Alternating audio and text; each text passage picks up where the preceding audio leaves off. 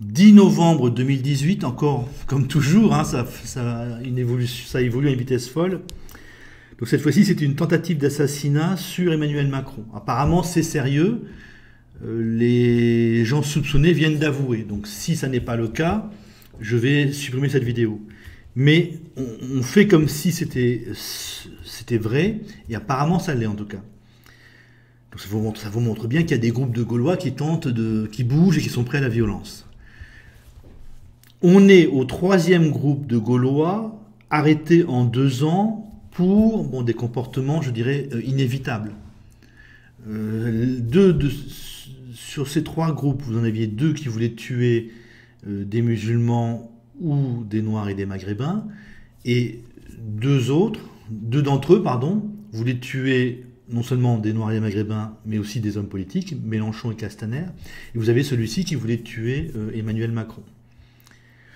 Alors, je pense qu'on peut extrapoler, je pense qu'on peut faire des déductions. Les Français en ont assez, ça se passe aussi à peu près au moment du mouvement du 17 novembre. Vous avez quoi? Vous avez l'anti-France qui gouverne et qui est occupé à détruire la France, en commençant bien sûr par les Français les plus pauvres. Et donc il y a une double peine. Si vous êtes ouvrier employé, pas trop diplômé, ça va de plus en plus mal. Et si en plus vous vivez dans une zone où il y a pas mal de Noirs et de Maghrébins, là vous subissez aussi l'autorisation qui leur est donnée d'avoir des comportements scandaleux.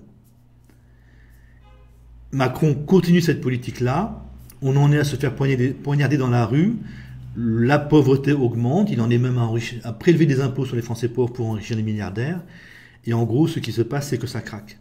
C'est que les élections n'aboutissant à rien, de plus en plus de gens sont de plus en plus en colère, et ça commence à agir. C'est le troisième groupe donc de Gaulois qui a été pris.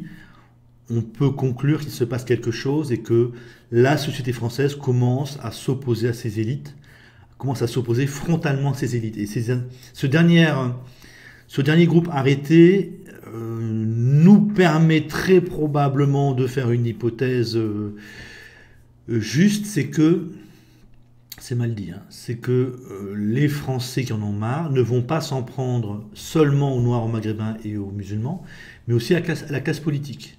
Deux de ces trois groupes prévoyaient d'assassiner des hommes politiques. Et là aussi, c'est très important. Les Français ne se trompent pas.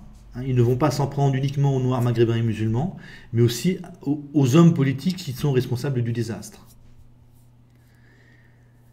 Et ça a des conséquences très importantes là aussi. Si les hommes politiques qui représentent les bobos, les fous furieux, les gauchistes, les centristes, les gens aisés, savent qu'ils risquent de se faire tuer, savent qu'ils vont se faire tuer, hein, parce que ça va monter en puissance sans arrêt, ils vont se calmer. Là, c'est encore une fois le risque de dictature porté par bien sûr les hommes politiques bobos, hein, élus par les bobos, poussés par les bobos, mais ce risque de dictature diminue encore d'un cran, puisqu'ils savent qu'ils se feront assassiner.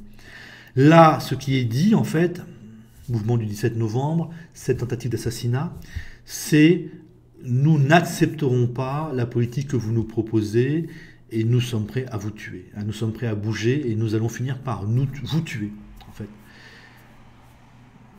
Voilà, c'est très important. Il n'y aura pas des bobos qui vont regarder les ouvriers, les employés se battre contre les Noirs et les Maghrébins. Vous avez donc le camp bobo qui va se faire massacrer lui aussi. Alors, leurs représentants, pour l'instant, les hommes politiques, mais vous aurez sans doute des gauchistes qui se feront tuer également. Là, on passe à une autre époque, avec aussi ce mouvement du 7 novembre, où les gens commencent à bouger. On pourrait dire où les gens normaux commencent à bouger, mais en fait c'est les gens pauvres, les gens qui n'en peuvent plus, commencent à bouger et ils ne se trompent pas d'adversaire. Ce n'est pas le Noir et le Maghrébin qui est l'adversaire essentiel, c'est l'homme politique qui porte le projet, à mon avis, donc le projet bobo, le projet des classes aisées, comme les Bretonnes et comme les Bretonnes. C'est elles qui sont, à mon avis, le moteur de la société française. Donc voilà, c'est ça, à mon avis, que signifie cette nouvelle tentative, ce nouveau groupe violent. Des gens apparemment tout à fait paisibles en plus, un monsieur de 62 ans, donc je vais aussi arrêter de dire du mal des gens âgés, je vais essayer en tout cas. C'est le deuxième groupe où on a des gens âgés qui sont prêts à agir. Donc vous voyez, si même des gens âgés sont prêts à tuer un président de la République, vous imaginez pour les jeunes, enfin, on est parti pour, je dirais, on est parti probablement pour une extermination, si c'est nécessaire bien sûr, de ceux qui dérangent le peuple français, entre autres donc les hommes politiques. On change d'époque, là, il faut vraiment l'intégrer.